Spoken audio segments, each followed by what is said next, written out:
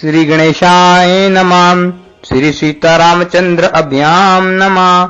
श्री महर्षि वाल्मीकि परिणीत श्रीमद् वाल्मीकि रामायण बाल कांड 35वां सर्ग। सोनभद्र पार करके विश्वामित्र जी आदि का गंगा जी के तट पर पहुंचकर वहां रात्रि वास करना तथा श्री राम के पूछने पर विश्वामित्र जी का उन्हें गंगा जी की उत्पत्ति की कथा सुनाना। महर्षियों सहित विश्वामित्र जी ने रात्रि के शेष भाग में सोनभद्र के तट पर शयन किया।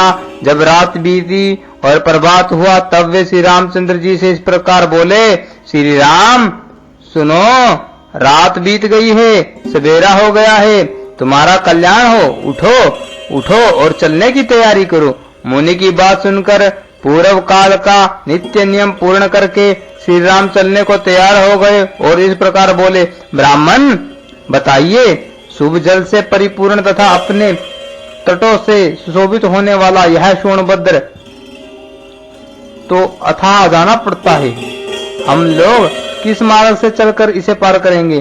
श्री राम के ऐसा कहने पर विश्वामित्र जी बोले, जिस मार्ग से महर्षि गण सोनभद्र को पार करते हैं उसका मैंने पहले से ही निश्चय कर रखा है, वह मार्ग यह है। बुद्धिमान विश्वामित्र जी के ऐसा कहने पर वे महर्षि नाना प्रकार के वनों की शोभा देखते हुए वहां से प्रस्थित हुए। बहुत दूर का मार्ग तय कर लेने पर दोपहर होते होते उन सब लोगों ने मुनि जन सेवित सरिताओं में श्रेष्ठ गंगा जी के तट पर पहुंचकर वहां उसका दर्शन किया। हंसों तथा सरासों से सेवित पुण्य सलीला भगीरथी का दर्शन करके श्री रामचंद्र जी के साथ समस्त मुनि बहुत प्रसन्न हुए। उस समय सबने गंगा जी के तट पर डेरा डाला, फिर विधिवत स्नान करके देवताओं और पितरों का तर्पण किया। उसके बाद अग्निहोत्री करके अमृत के समान मीठे हविष्य का भोजन किया। तदंतर वे सभी कल्याणकारी महर्षि प्रसन्नचित हो महात्मा विश्वामित्र जी को चारों ओर से घेर कर गंगा जी के तट पर बैठ गए। जब वे सब मुनि स्थिर भाव से विराजमान हो गए और श्री राम तथा लक्ष्मण भी यथा योग्य स्थान पर बैठ गए, तब श्री राम ने प्रसन्नचित होकर विश्वामित्र जी से पूछा, भगवान बताइए, मैं यह सुनना चाहता हूँ कि 3 मार्गों से प्रवाहित होने वाली नदी ये गंगा जी किस प्रकार तीनों लोकों में घूम कर नदों और नदियों के स्वामी समुद्र में जा मिली है।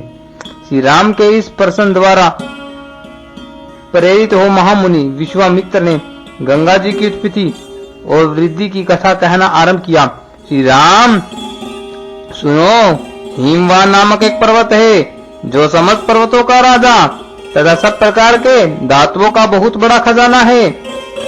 हिमवान की 2 कन्याएं हैं जिनके सुंदर रूप की इस भूतल पर कहीं तुलना नहीं है। मेरु पर्वत की मनोहरिणी पुत्री मेना, मेरु पर्वत की मनोहारिणी पुत्री मेना हिमवान की प्यारी पत्नी है।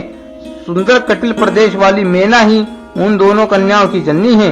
रघुनंदन सुनो, मेना के गर्भ से जो पहली कन्या उत्पन्न हुई है वही ये गंगा जी है। ये हिमवान की ज्येष्ठ पुत्री है। हिमवान की दूसरी कन्या जो मेना के गर्भ से उत्पन्न हुई है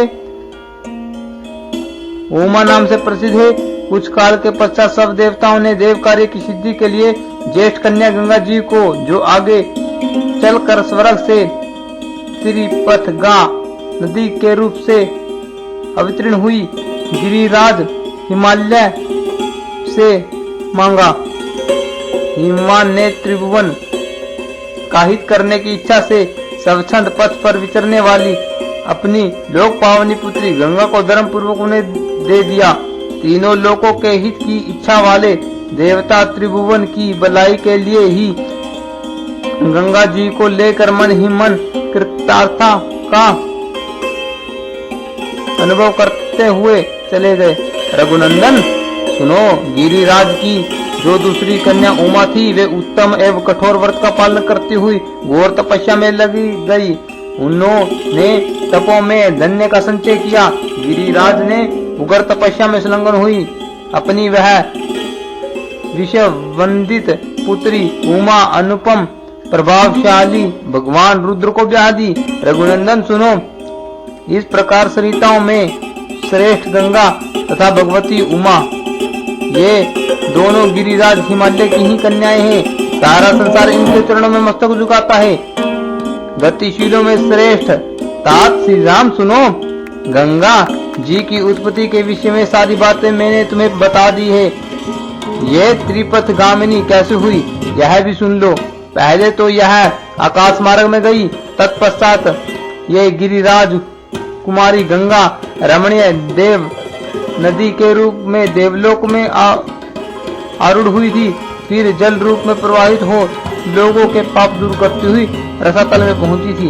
इस प्रकार श्री वाल्मीकि निर्मित आर्ष रामायण आदि काव्य के बाल कांड में 35वां सर्ग पूरा हुआ।